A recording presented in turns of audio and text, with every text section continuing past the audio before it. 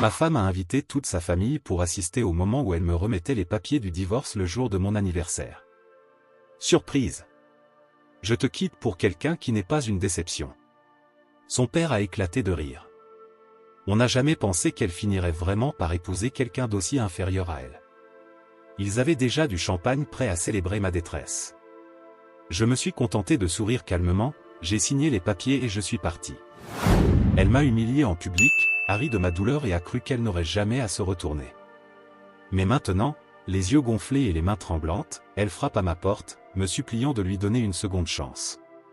Qu'est-il arrivé à cette femme si sûre d'elle, convaincue qu'elle serait bien mieux sans moi? Aujourd'hui, exactement 6 mois plus tard, elle dort dans sa voiture, garée devant ma maison, me suppliant de lui parler et m'envoyant des messages frénétiques. S'il te plaît, réponds-moi. Je n'aurais jamais imaginé écrire une telle histoire. Une partie de moi a encore du mal à croire que tout cela est vraiment arrivé. Mais nous y voilà. Petit avertissement, cette histoire est longue. Samedi dernier, j'ai eu 34 ans. Ce n'est pas un âge particulièrement marquant, mais Julie, ma femme ou plutôt, ma presque ex-femme m'avait dit qu'elle préparait quelque chose de spécial pour l'occasion. Elle était étrangement excitée toute la semaine précédente. Toujours sur son téléphone, souriant toute seule, agissant comme si elle cachait un grand secret. À ce moment-là, j'ai pensé qu'elle organisait peut-être une fête surprise ou quelque chose du genre. Après tout, les choses entre nous n'allaient pas bien depuis un moment. Nous n'en étions pas au point de nous crier dessus, mais ce silence froid et lourd de tension, parfois, c'est pire. Nous étions mariés depuis 6 ans. On s'était rencontrés à l'université. Elle, la fille magnifique en école de commerce, issue d'une famille riche. Moi, le boursier qui enchaînait 3 jobs pour payer ses nouilles instantanées. L'histoire classique, non? Sa famille n'a jamais approuvé notre mariage. Son père, Bronson, oui, c'est vraiment son prénom, on dirait un méchant de film des années 80, ne ratait jamais une occasion de faire des commentaires sur mes origines modestes à chaque dîner de fête. Sa mère, elle, me lançait toujours des phrases du genre. Alors, comment ça se passe, ton petit boulot? Et ça, même après ma promotion en tant que chef d'équipe. Et bien sûr, il y avait les posts Instagram incessants de Julie sur notre appartement. Pour sa famille, ce n'était rien d'extraordinaire, mais c'était le mieux qu'on pouvait se permettre pendant que je faisais des heures sup pour économiser pour une maison. Julie adorait écrire des légendes du style. On fait de notre mieux avec ce qu'on a, apprécié une vie simple, comme si on était un cas social. Et toujours, elle comparait notre vie à celle de sa cousine, mariée à un trader qui vivait dans un manoir. Ces derniers mois, Julie passait de plus en plus de temps avec sa famille. Elle rentrait tard de ses événements professionnels et sentait un parfum d'homme hors de prix. Elle recevait des messages qui la faisaient sourire, d'un sourire que je n'avais pas vu depuis longtemps. Je ne suis pas idiot. Je me doutais de quelque chose.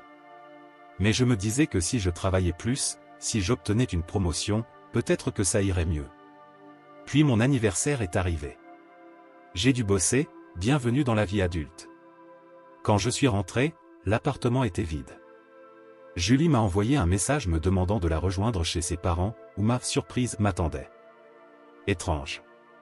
C'était le dernier endroit où je voulais fêter quoi que ce soit. Mais j'ai pensé qu'elle essayait peut-être de me rapprocher de sa famille. Quand je suis arrivé dans leur villa de banlieue, Julie m'a accueilli à la porte avec un sourire étrange, qui ne touchait pas ses yeux. Le salon était rempli de monde, ses parents, sa sœur Annabelle, quelques cousins et des amis de la famille que je reconnaissais. Tous tenaient une coupe de champagne. À mon entrée, un silence gênant s'est installé. Julie a pris la parole. Todd, on a quelque chose de spécial pour ton anniversaire. Son père a éclaté de rire. Mais pas un rire normal. Un rire moqueur, digne d'un méchant de dessin animé. Je suis resté figé, essayant de comprendre ce qui se passait. M'avait-il acheté une voiture? Un voyage? Puis Julie a sorti une enveloppe Kraft de derrière son dos. Une seconde, j'ai cru que c'était un billet d'avion ou quelque chose du genre. Mais alors, elle a dit, clairement et distinctement. Surprise! Je te quitte pour quelqu'un qui n'est pas une déception. Un silence absolu a suivi. Seul le rire bruyant de son père a brisé l'air. J'essayais encore d'assimiler quand il a ajouté. On n'a jamais pensé qu'elle finirait vraiment par épouser quelqu'un d'aussi inférieur à elle. Dieu merci, elle a enfin retrouvé la raison. Julie m'a tendu l'enveloppe, des papiers de divorce, déjà remplis, attendant juste ma signature. Sa mère a débouché une bouteille de champagne et a commencé à remplir les verres, comme si c'était une fête. Ils avaient tout planifié comme une célébration de mon échec. Peut-être qu'ils espéraient que je pleure, que je supplie, que je fasse un scandale. Mais à la place, quelque chose en moi s'est brisé. J'ai regardé chacun de ces visages arrogants. La femme avec qui je pensais vieillir. Et je n'ai rien ressenti.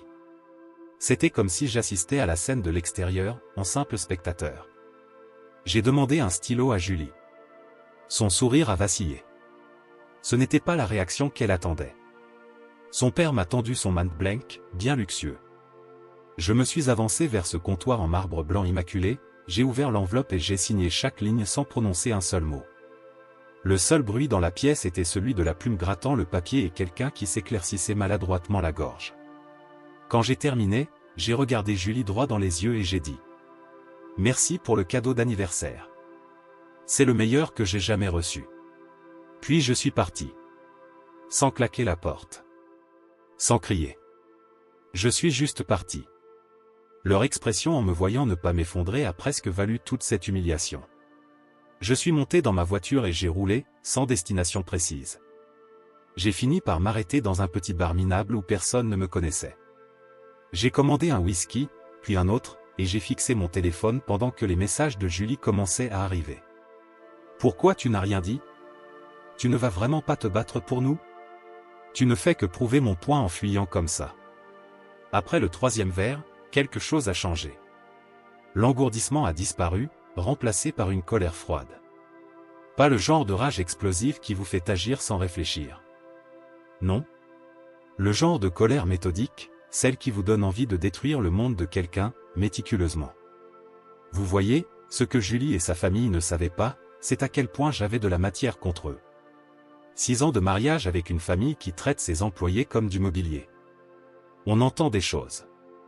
On voit des choses. Le comptable qui boit trop lors des réceptions et parle de « comptabilité créative ». La cousine qui couche avec le mari de sa sœur. Les « voyages d'affaires » de son père qui n'ont pas grand-chose à voir avec les affaires. Alors, cette nuit-là, j'ai fait 3 choses. J'ai appelé mon ami Larry, qui se trouve être l'avocat spécialisé en divorce le plus impitoyable de la ville. J'ai commencé à faire des captures d'écran de tous les messages suspects que Julie avait envoyés ou reçus et auxquels j'avais accès via notre stockage cloud. J'ai fait une liste de tous les contacts professionnels et amis qui devaient entendre ma version de l'histoire avant la sienne. Je ne suis pas rentré cette nuit-là. J'ai dormi chez un ami et me suis réveillé avec mon téléphone inondé de messages de Julie, cette fois plus désespérée qu'arrogante. Elle pensait apparemment que j'allais revenir en rampant, la supplier de tout arranger. À la place, avant midi le lendemain. Larry avait déjà déposé les documents du divorce avec une contre-attaque agressive. J'avais retiré ma moitié de notre compte joint, en laissant intacte sa part. J'avais loué un box de stockage et y avais transféré toutes mes affaires pendant qu'elle était à un brunch avec sa famille, probablement en train de rire de mon soi-disant désespoir. Ça fait une semaine. Je loge dans un Airbnb en planifiant soigneusement mes prochains mouvements.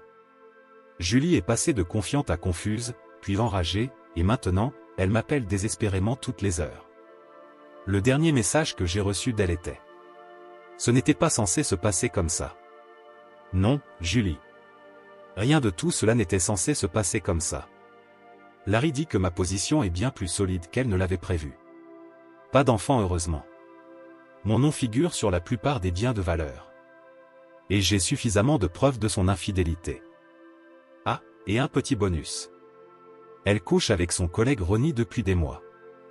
Plutôt ironique pour quelqu'un qui m'a traité de déception, non? Alors voilà où j'en suis, en train de planifier mes prochains coups avec la plus grande précision. La colère est toujours là, mais maintenant elle est canalisée. Sa famille m'a toujours traité comme si je n'étais rien, m'a méprisé pendant des années et a transformé la fin de mon mariage en une célébration. Ils n'ont aucune idée de ce qui les attend. Quelqu'un ici a déjà vécu une humiliation publique comme celle-ci de la part d'un conjoint? Comment avez-vous géré ça? Parce que, pour être honnête, je suis à la frontière entre prendre la voie de la raison et opter pour une destruction totale. Et, franchement, la destruction totale est très tentante. Mise à jour 1. Bon sang, les gars.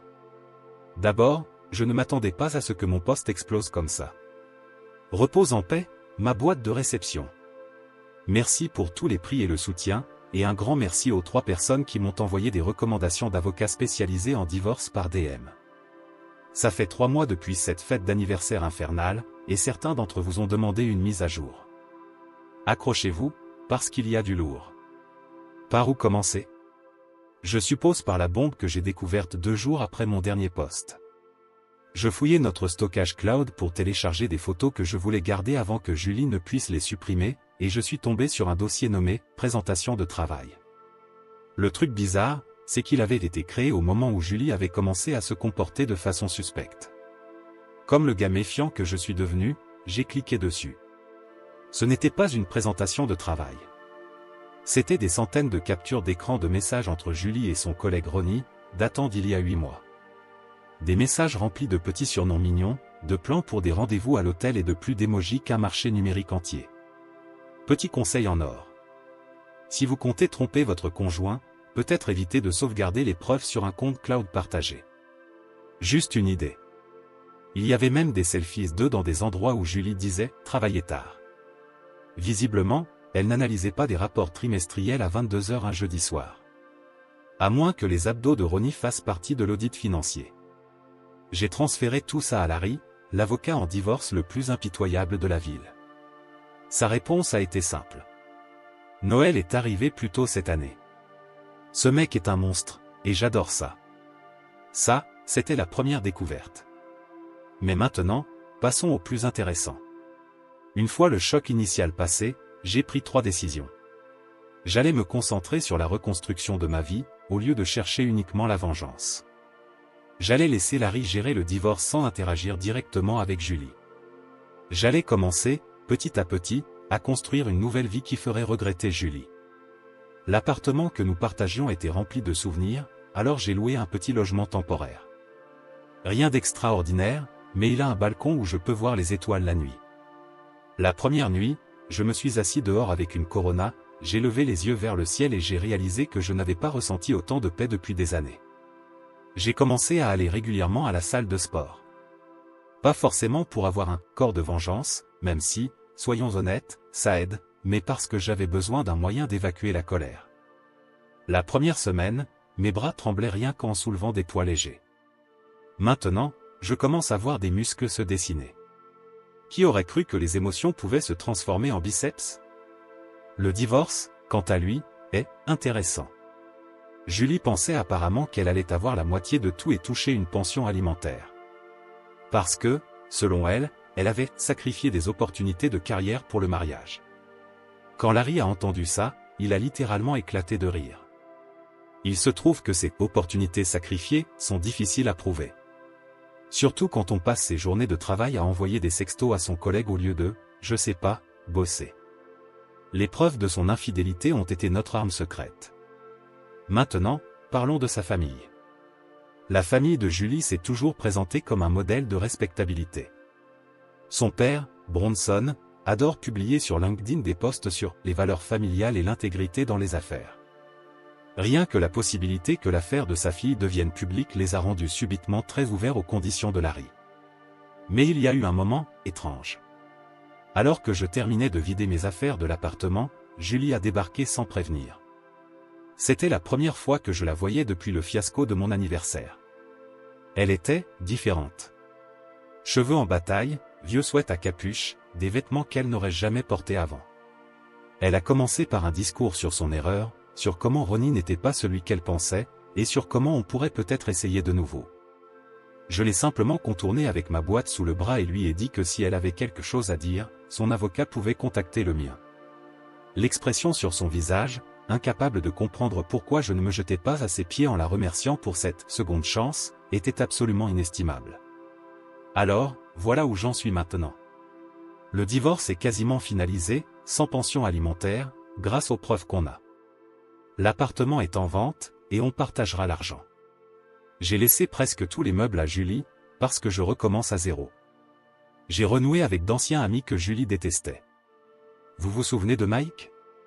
L'ami qu'elle considérait comme une mauvaise influence juste parce qu'une fois, il avait apporté un vin bon marché à un dîner au lieu d'une bouteille hors de prix. Devinez quoi?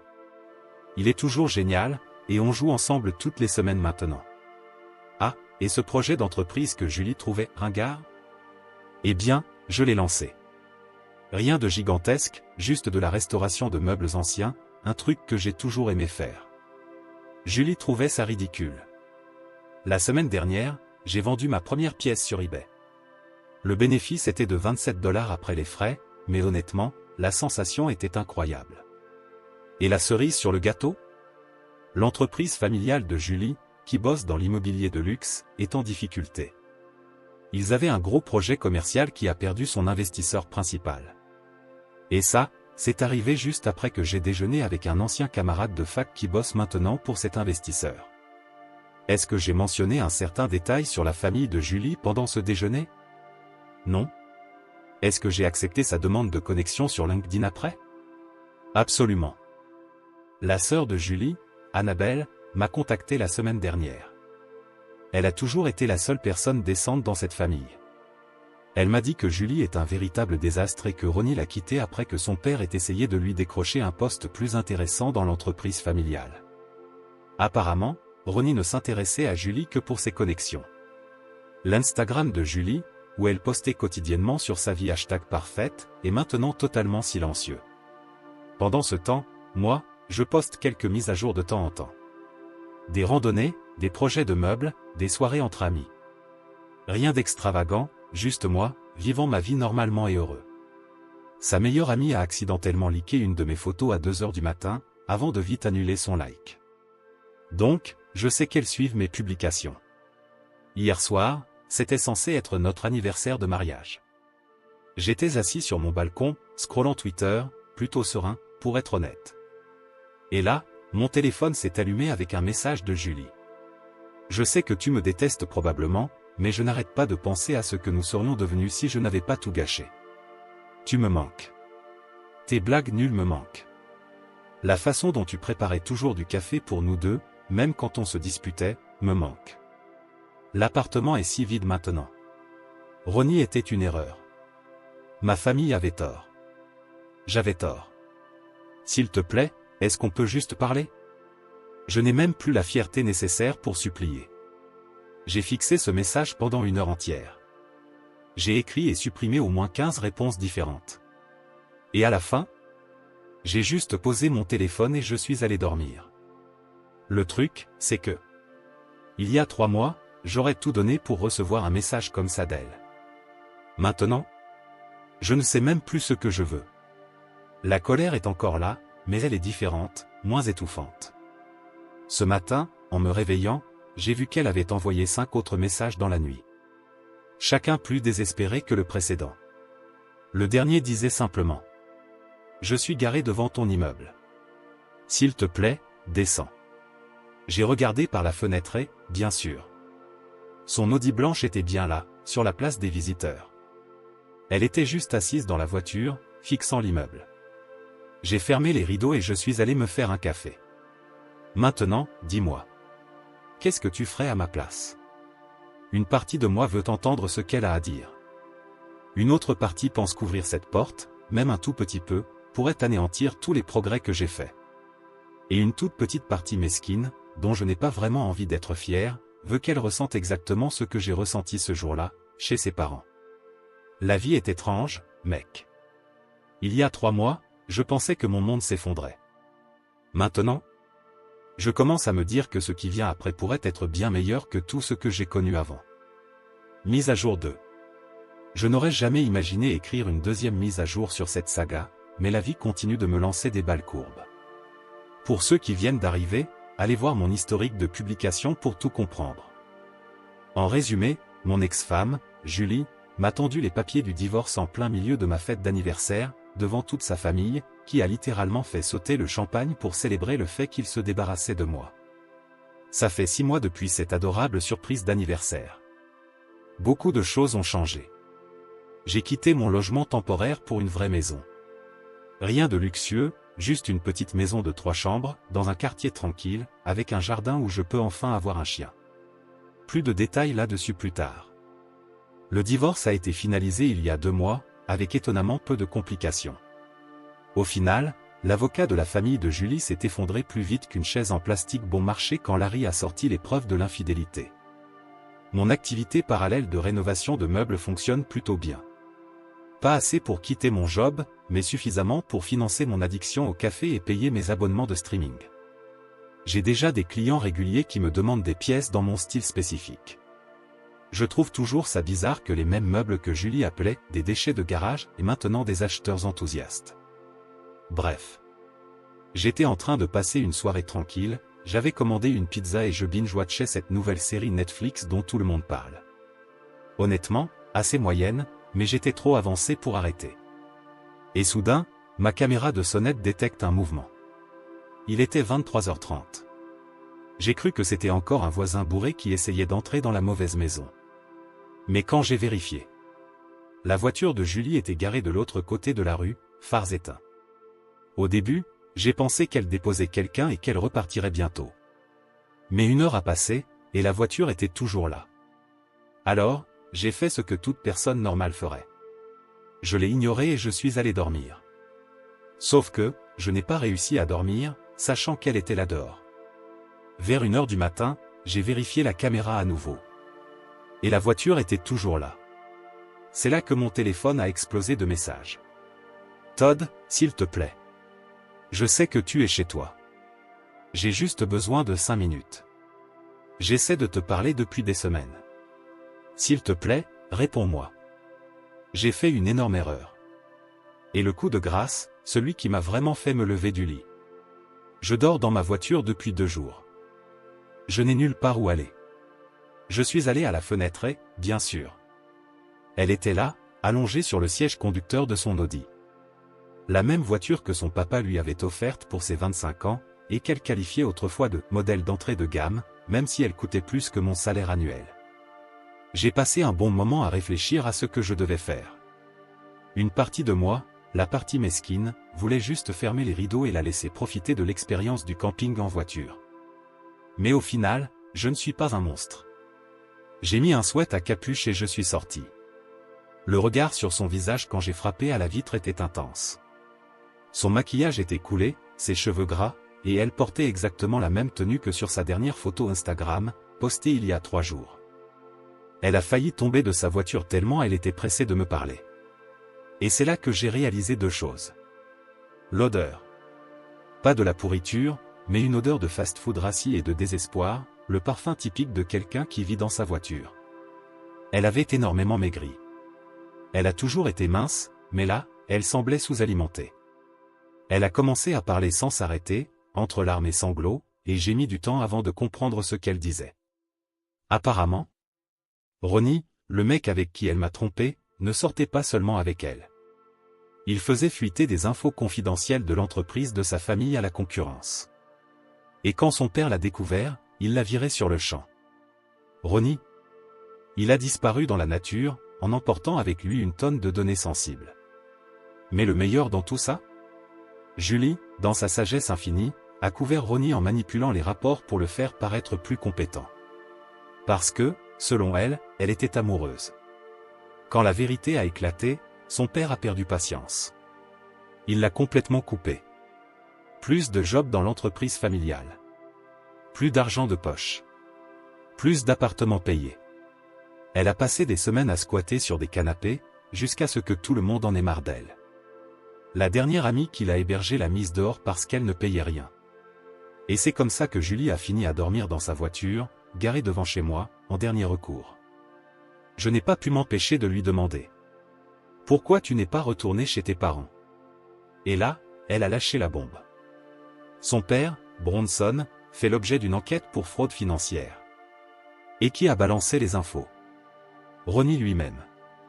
Monsieur, moralité et valeurs familiales, truquait des rapports et magouillait depuis des années. Maintenant, les avoirs de la famille sont gelés, et ils ont dû réduire drastiquement leur train de vie en attendant la fin de l'enquête. La justice karmique a frappé si fort que c'en était presque trop beau pour être vrai. Je l'ai invitée à entrer, non pas parce que j'envisageais de la reprendre, mais parce qu'il faisait froid, et que je n'avais pas besoin d'avoir une ex en hypothermie sur la conscience. Elle est entrée et a immédiatement recommencé à pleurer, cette fois en parlant de la beauté de mon appartement. Ce ne sont littéralement que des meubles ordinaires avec quelques plantes que j'ai réussi à garder en vie, mais comparé à vivre dans une voiture, j'imagine que cela devait ressembler à un hôtel de luxe. Nous nous sommes assis à la table de la cuisine, et j'ai préparé du café pendant qu'elle parlait.